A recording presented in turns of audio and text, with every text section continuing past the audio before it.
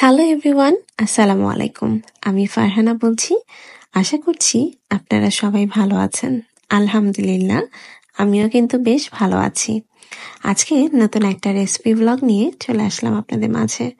আজকে ফুলকপির পাকোড়া বানিয়ে দেখাবো।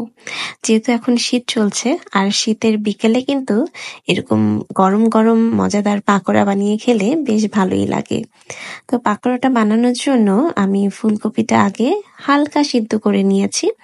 হালকা সিদ্ধ করে নিলে ফুলকপিটা ভাজতে একটু সুবিধা হয়। তো এরপরে বেসন নিয়ে নিয়েছি, বেসনের মধ্যে পরিমাণ মতো লবণ নিয়ে নিয়েছি। লবণটা অবশ্যই সবসময় স্বাদ অনুযায়ী, যেরকম স্বাদের লবণ খান ঠিক ওই পরিমাণই ইউজ করবেন। তো এরপর এটার মধ্যে 2 চামচ মরিচের গুঁড়া এবং 2 চামচ হলুদের গুঁড়া দিয়ে দিয়েছি। এরপর পানি দিয়ে এটাকে ভালো করে মিশিয়ে নিতে হবে। যেহেতু সামনে কিছুদিন পর রোজা আসতেছে, তো রোজায় তো আমরা বেশ ভালোই ভাজা পোড়া খেয়ে থাকি। আমরা বাঙালিরা তো রোজা মানেই বিভিন্ন ধরনের মজার মজার ভাজা পোড়ার আইটেম খুব পছন্দ করে থাকি।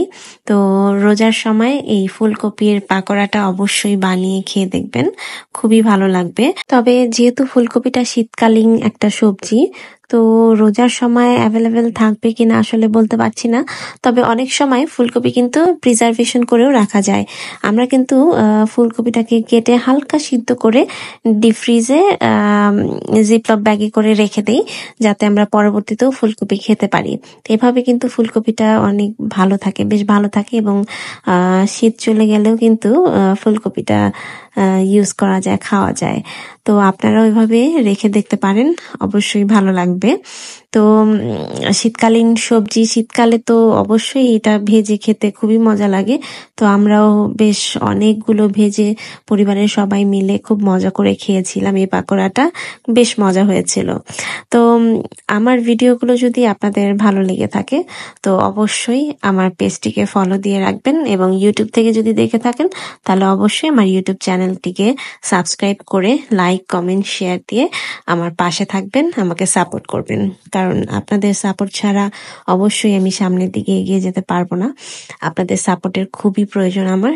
তো দয়া করে আমাকে সবাই সাপোর্ট করবেন, আমার পাশে থাকবেন, এবং আমার জন্য অবশ্যই দোয়া করবেন।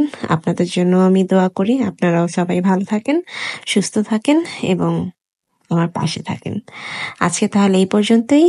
আবার দেখা হবে অন্য কোনো ব্লগে। আসসালামু আলাইকুম।